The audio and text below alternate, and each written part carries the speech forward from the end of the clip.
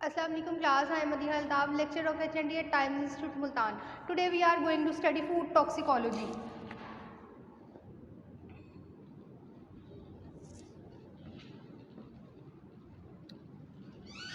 Food toxicology में जो आज हमने टॉपिक स्टडी करना है वो है bacterial food infections.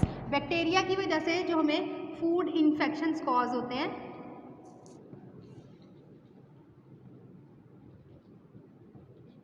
Bacterial food infection, bacteria जो है वो आमतौर पे क्या जो बैक्टीरिया की वजह से फूड इन्फेक्शंस हमें कॉज होते हैं, क्या करते हैं कि हम जो बैक्टीरियल कॉन्टामिनेटेड फूड है उसको डायरेक्टली इंजेस्ट कर लेते हैं। जब हम उसको अपनी डाइट का पार्ट बना लेते हैं, बैक्टीरियल कॉन्टामिनेटेड फूड को उसको डायरेक्ट जो है वो कंज्यूम कर लेते हैं या इंजेस्ट कर लेते हैं, तो उसकी वजह से हमारी बॉडी में जो है वो डिफरेंट टाइप के जो है वो इन्फेक्शन स्टार्ट होना शुरू हो जाते हैं। फूड बोन इन्फेक्शंस कहेंगे या फूड बोन डिजीजेस कहेंगे उसे हम। Bacterial food infection is the name given to the illness which results when food containing living bacteria cells is ingested. Bacterial infection तब cause होगी जब हम ऐसी फूड जिसमें बैक्टीरियल सेल प्रेजेंट्स होते हैं उसको डायरेक्टली जो है वो इंजेस्ट कर लेते हैं, तो इसकी वजह से जो है वो बैक्टीरियल फूड इन्फेक्शंस कॉज हो जाते हैं। These bacteria produce endotoxins which are toxins present within the cell walls and are released only on the disruption of the cells. क्या होता है कि जो बैक्टीरिया की वजह से हमारी बॉडी में जो इन्फेक्शंस कॉज होते हैं उनकी वजह ये होती है कि बैक्टीरिया जो है उसमें जाके ऐसे टॉक्सिन्स प्रोड्यूस करते हैं हमारी फूड में जाके, जो कि हमारी फूड को कॉन्टामिनेटेड करती हैं और इन्फेक्शंस का कॉज बनती हैं। Some bacteria can only cause toxicity if sufficient time is allowed multiplied their numbers to attain certain minimum level. कुछ बैक्टीरिया ऐसे होते हैं जो कि जस्ट हमारी फूड को जो है वो उसमें टॉक्सिसिटी एक छोटी सी अमाउंट में टॉक्सिसिटी करते हैं, मतलब उसके ऐसे सीवियर रिएक्शंस नहीं हो सकते जब तक कि जो है वो बैक्टीरिया को जो है आपको पता है कि रेप्लिकेट करने के लिए 20 मिनट्स रिक्वायर्ड होते हैं। तो सम बैक्टीरिया जो है वो अगर अपने रेप्लिकेट टाइम से पहले ही हमें जो है वो हमने कोई ऐसा प्रोसेस कर लिया है जिसमें जो है उसको डिस्ट्रॉय कर दिया है, तो और वो अपनी मतलब रेप्लिकेट नहीं हुआ, उसकी कॉलोनीज जो है वो इंक्रीज नहीं हुई, तो इन्फेक्शन ज़्यादा नहीं होगा। अब क्या होता है कि in this case the food serves to function, food जो है वो अप्रोक्सीमेटली जो है वो दो तरह के फंक्शंस, फूड इन्फेक्शंस की सेंस में जो है वो फूड दो तरह से जो है वो फंक्शंस परफॉर्म करती है। फर्स्ट ऑफ ऑल जो फर्स्ट फंक्शन हो जाता है इन्फेक्शन की कॉज में, फूड क्या करती है उसमें vehicle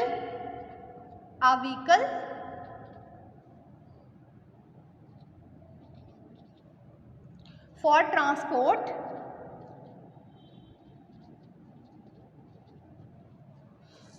of the toxins into the body.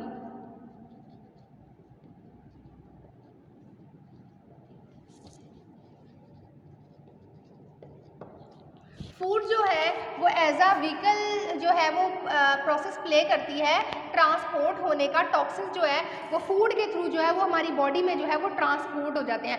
Food as a vehicle जो है वो एक उसकी करेक्टरिस्टिक्स क्या है कि वो एक एज अ व्हीकल जो है वो हमारे टॉक्सिन्स को हमारी बॉडी में ट्रांसपोर्ट कर देती है। Then as a culture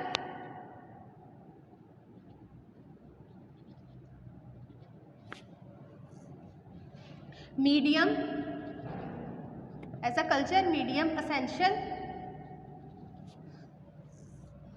for proliferation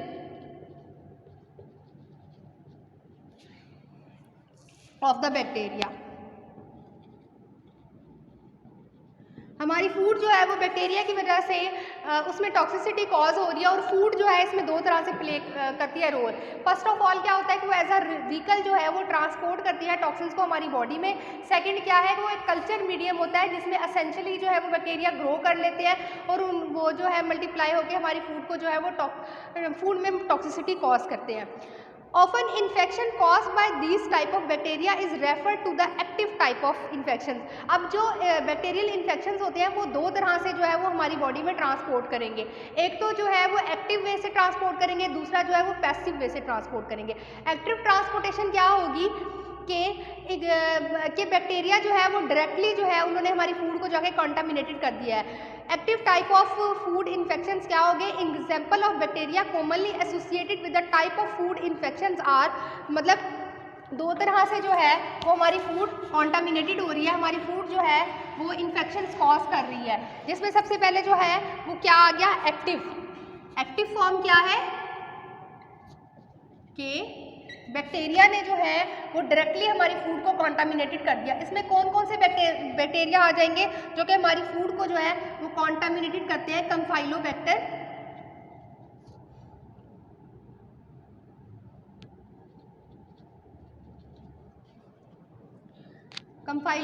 जजनी।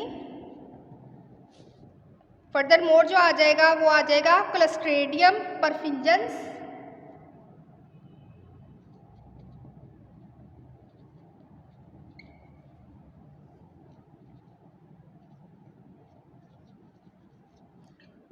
Third पे आ जाएगा इस्केरिया।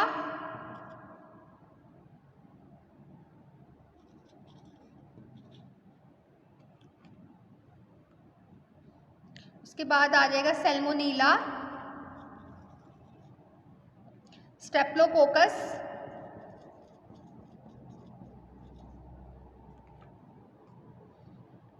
यर्सीनिया। ये जो है वो बैक्टीरिया की मेजर टाइप्स आ जाती हैं जो कि एक्टिव वे में जो है हमारी फूड को जो है वो कॉन्टामिनेटेड करती है। Active form of food infection कह लें या active form of food toxicity कह दें, कॉन्टामिनेशन की जो कॉज होती है वो एक्टिव फॉर्म में ये होता है कि बैक्टीरिया की ये जो टाइप्स है कंफाइलोबैक्टर, क्लस्ट्रेडियम, इस्केरिया, सैल्मोनीला, स्टेप्लोकोकस, यर्सीनिया, ये जो है हमारी फूड में जो है वो एक्टिवली एंटर हो जाते हैं और हमारी फूड को कॉन्टामिनेटेड करते हैं और फूड बोर्न इन्फेक्शंस का कॉज बनते हैं। देन जो हमारे पास सेकेंड टाइप आ जाती है वो है पैसिव। अब देख लेते हैं कि पैसिव इन्फेक्शंस में क्या होता है। The second type of bacterial food infection is food और water serve only a medium to transport bacteria. अब क्या है कि सेकेंड टाइप जो पैसिव ट्रांसपोर्ट है उसमें क्या होता है कि फूड और वाटर जो है वो ओनली जो है वो ट्रांसपोर्ट मीडिया के तौर पे काम करते हैं जो कि बैक्टीरिया के ह्यूमन बॉडी में ट्रांसफ़र करेंगे। इसमें क्या आ जाएगा कि पैसिव टाइप ऑफ इन्फेक्शंस कहलाएगा और occasionally describe as food borne infection. In this infection the pathogenic bacteria need not proliferate to large number period to injection. अब क्या है कि ओनली जो है वो फूड ये जो एक्टिव है उसने तो जाके स्वेयरली जो है वो एक्ट कर दिया, डायरेक्ट जो है वो इंजेस्टेड हो गई ऐसी फूड और उसने जाके हमारी बॉडी में जो है फूड बोर्न इन्फेक्शंस कॉज कर लिए। टू सम एक्सटेंट नेक्स्ट जो हो जाती है वो पैसिव फॉर्म हो जाती है। पैसिव फॉर्म में क्या होता है कि जस्ट फूड और वाटर ने जो है वो एज अ मीडिया जो है वो रोल प्ले किया और उसके थ्रू जो है वो हमारी बॉडी में जो है वो इन्फेक्शन एंटर हो गया, बैक्टीरियल मीडियम को हमारी बॉडी में ट्रांसपोर्ट कर दिया। उसमें क्या हुआ कि ट्रांसफॉर्मेशन जो हमारी बॉडी में बैक्टीरिया की हो गई through the medium of water and food, तो उसके नतीजे में क्या हुआ हमारी बॉडी में कि हमारी बॉडी में जो है वो फूड बोर्न इन्फेक्शन कॉज हो गए। इन्फेक्शन के बाद जो है वो ये हुआ कि बैक्टीरिया ने जो है वो इस प्रोसेस में जो है वो जल्दी से रेप्लिकेट नहीं किया, मतलब इतने ज़्यादा स्वेयर जो है वो इसके फूड इन्फेक्शंस के जो है वो हमें साइन एंड सिम्टम्स अपीयर नहीं हुए। द फूड और water only help to transport them into the host where they multiply and cause the illness.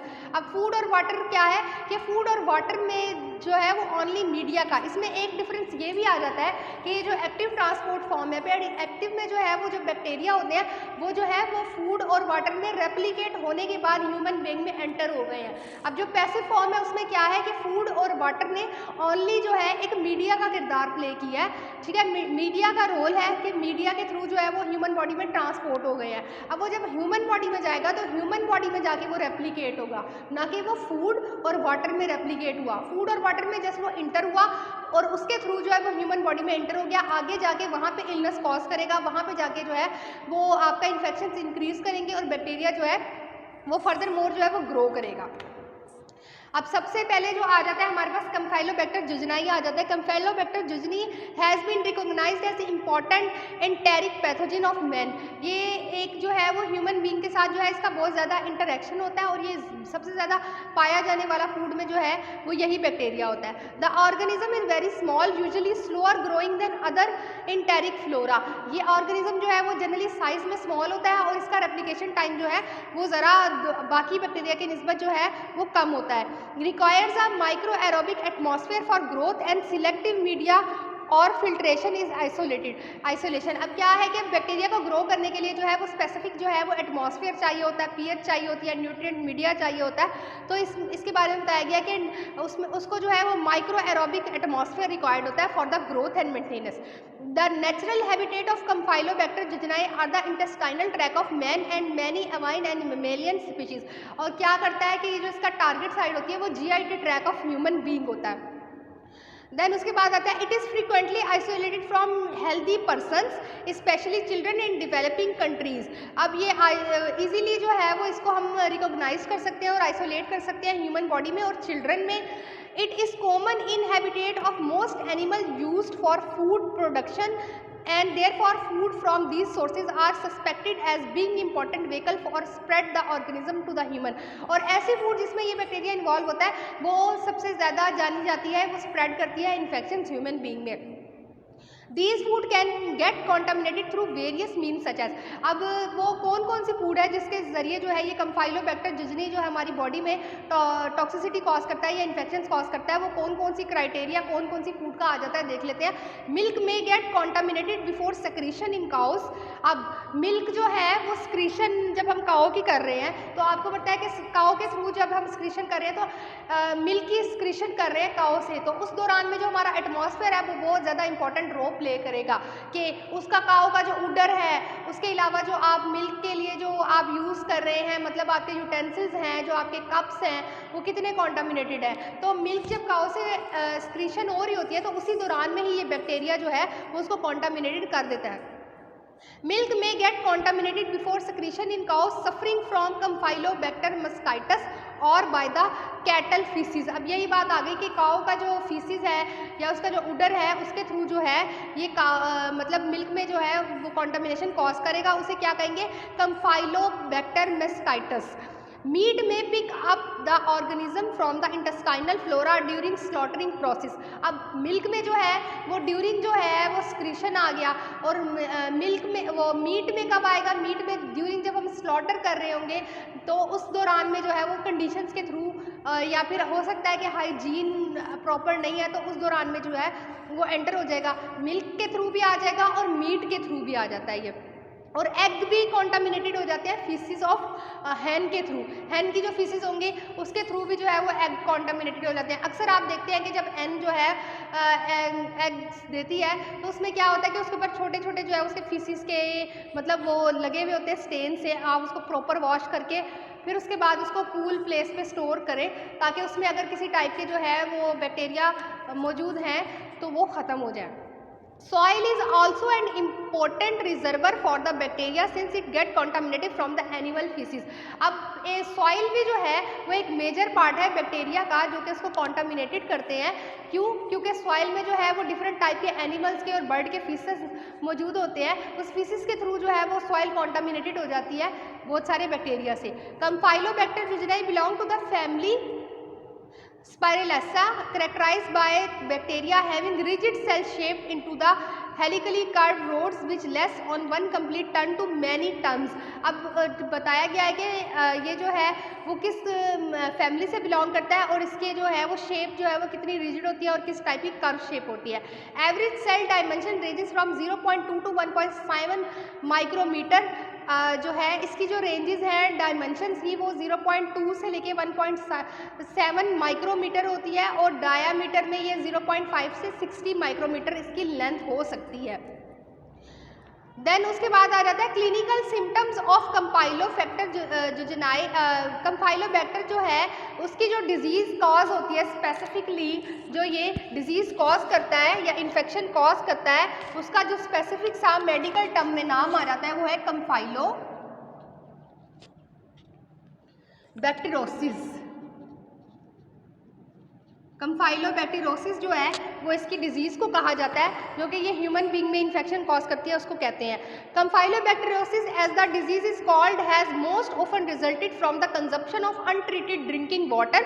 Untreated drinking water को कंज्यूम करने की वजह से जो है ये मेजर इसकी जो कंफाइलोबैक्टीरियोसिस है वो किस वजह से हो जाती है कि हम अनट्रीटेड वाटर को जो है वो कंज्यूम करते हैं एंड रॉ और अनकुक्ड फूड, ठीक है। अनट्रीटेड वाटर की कंजप्शन और इसके अलावा जो है वो रॉ एंड अनकुक्ड फूड जो है वो मेजर हमारी बॉडी में कॉन्टामिनेशन का कॉज होती है, कंफाइलोबैक्टीरियोसिस कॉज करती है।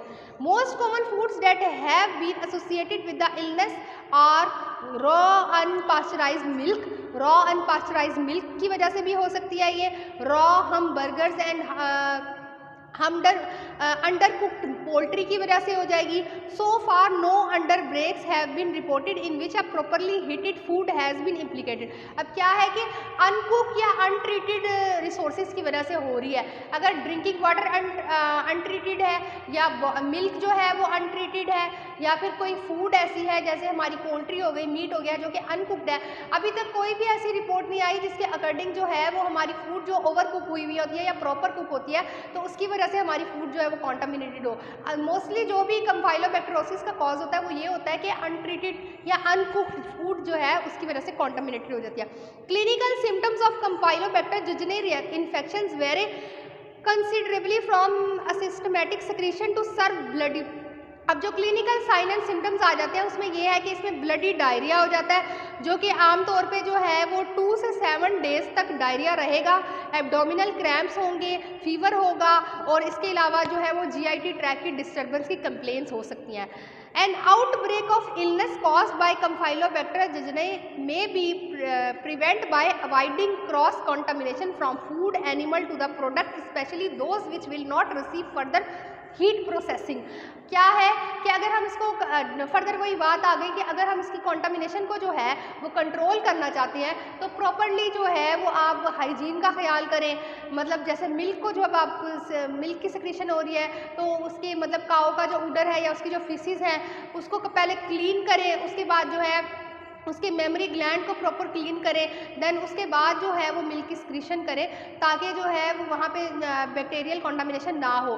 प्रॉपरली जो है वो फूड को मिल्क जब आप मिल्क जब आपके घर तक आता है तो आप उसको फ़ौरन जो है वो मतलब हाई हीट पे जो है वो बॉईल करें ताकि उसमें अगर कोई बैक्टीरिया मौजूद है तो वो किल हो जाए। देन उसके बाद उसको प्रॉपर जो है स्टोर करें और आप जो भी मतलब कुकरी आइटम्स लेते हैं तो वो अनकुक ना हो, वो प्रॉपर कुक हुए हुए हो। मीट को स्लॉटर करते हुए जो है वो हाइजीन कंडीशन का ख्याल करें ताकि जो है वो इस टाइप की बैक्टीरियल कॉन्टामिनेशन ना हो और बैक्टीरियल इन्फेक्शन ना कॉज हो।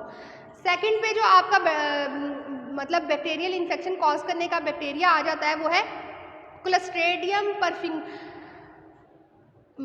परफ्रिंजेंस। क्लोस्ट्रीडियम परफ्रिंजेंस जो है वो सेकंड नंबर पे बैक्टीरिया आ जाता है जो कि हमारी फूड को जो है वो इन्फेक्शंस कॉज करता है। Clostridium perfringens is very wide spread in nature. ये नेचर में बहुत ज़्यादा वाइडली स्प्रेड कर जाता है। It is found in the soil and is common inhabitant.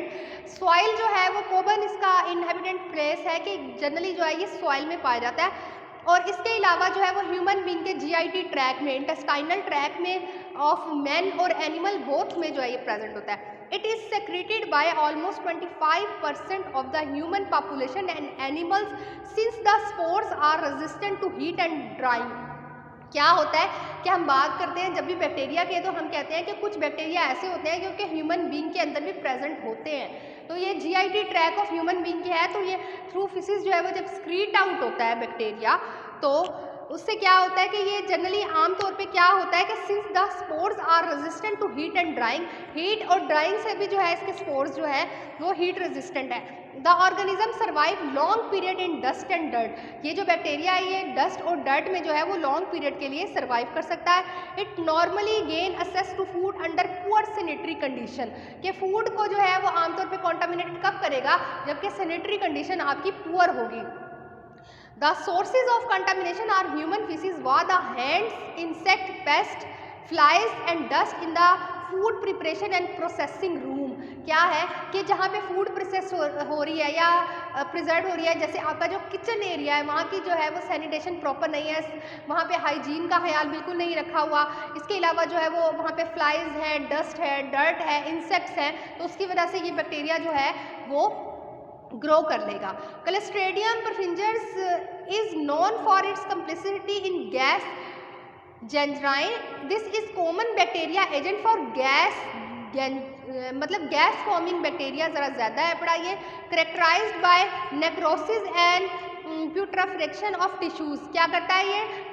Tissue necrosis करता है, उसको डेड कर देता है, उसको डिस्ट्रॉय कर देता है। Gas production form bubbles and muscles में जो है ये पेन फॉर्म करता है, एब्डोमिनल क्रैम्प्स कॉज करता है, गैस फॉर्मेशन करता है, देन डिकम्पोजिशन ऑफ टिश्यू करता है। After rapid and destruction local spread systematic spread of bacteria and bacterial toxin में रिजल्ट इन डेथ। क्या है कि अगर इसकी टॉक्सिसिटी स्वेयर होती चली जाए, इसका इन्फेक्शन इंक्रीज होता जाए तो ये डेथ कॉज भी कर सकता है। Clostridium perfringens is a large bacillus meaning 4 to 8 micrometer जो है इसकी लेंथ होती है और विड्थ में ये 0.8 से 1.2 माइक्रोमीटर होता है। अब इसके अलावा जो है it does not grow below pH of 5 से नीचे pH अगर होगी तो ये ग्रो नहीं करेगा। दीज आर 6 सब टाइप ऑफ ऑर्गेनिज्म। अब ये जो ऑर्गेनिज्म है उसके जो वायरस की जो टाइप्स है वो 6 टाइप की आ जाती है। ABCDEF टाइप की जो है ये पैथोजेंस कॉज करता है और हमारी बॉडी में जो है वो इलनेस कॉज करता है। Outbreak of Clostridium perfringens infection has mostly been caused by food such as beef, chicken, turkey, stews, meat, pies and gravy which have been contaminated with vegetative cells or spores and held in warm environment for the quite time।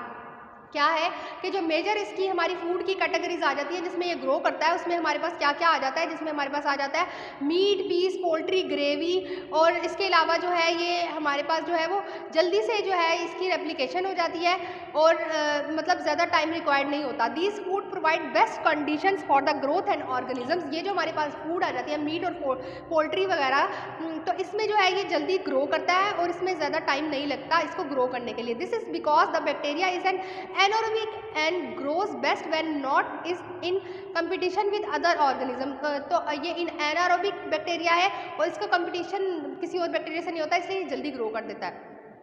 अब क्या करता है कि will germinate and multiply in the prevailing anaerobic condition. अब उसके लिए जो है वो एनारोबिक कंडीशन जो है वो रिक्वायर्ड होती है इसको ग्रो करने में। द सिम्टम्स जो है इसके 6 to 24 आवर्स में जो है इसकी टॉक्सिसिटी या इन्फेक्शन के सिम्टम्स आना स्टार्ट हो जाते हैं। The illness is characterized by severe abdominal cramp, pronounced diarrhoea और इसके अलावा great nausea, gas, vomiting, headache, fever, इसके टाइप के जो है वो सिम्टम्स आना स्टार्ट हो जाते हैं और वो 12 to 48 आवर्स तक जो है वो कंटिन्यू रहते हैं। मतलब 1 से 2 दिन तक जो है वो कॉन्टीन्यूसली आपके सिम्टम्स जो है वो रहेंगे। और इसको क्या है कि जनरली अगर हमने इसको डील करना है या हमने इसको किल करना है तो हमें क्या करना चाहिए, उसको किल करने के लिए या उसको डील करने के लिए हमें यही करना है, प्रॉपर्ली अपनी हाइजीन का ख्याल करना है। इसके अलावा ये इसकी लो pH में मतलब 5 डिग्री सेंटीग्रेड से मतलब 5 pH से नीचे जो है ये ग्रो नहीं कर सकता। तो आपने क्या करना है कि फूड को की pH को चेंज करने की कोशिश करनी है। देन इसके अलावा जो है वो टेम्परेचर, इसका जो स्टोरेज टेम्परेचर चेंज करना है, 15 डिग्री सेंटीग्रेड तक रखना है ताकि जो है ये प्रॉपरली ग्रो ना कर सके। आज का जो है वो हमारा टॉपिक यहीं पे हम स्टॉप करते हैं। नेक्स्ट जो है वो इंशाल्लाह फर्दर मोर जो इसके रह गए स्केरिया, सल्मोनेला एंड स्टेफिलोकोकस, ये हमारी बॉडी में किस तरह से ग्रो करते हैं, किस तरह से ये हमारी फूड को कॉन्टामिनेटेड करते हैं, उसको हम इन डिटेल स्टडी करेंगे। अल्लाह हाफिज़।